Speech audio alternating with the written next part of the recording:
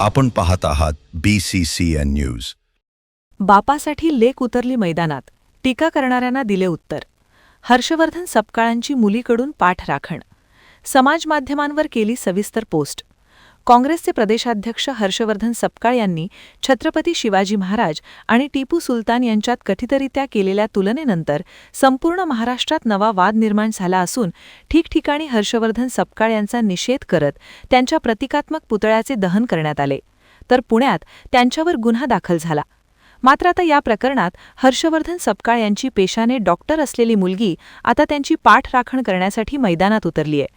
गार्गी हर्षवर्धन सपकाळ हिने समाज माध्यमांवर तब्बल 120 ओळींची भली मोठी पोस्ट लिहून काही इतिहासाचे संदर्भ दिले आहेत.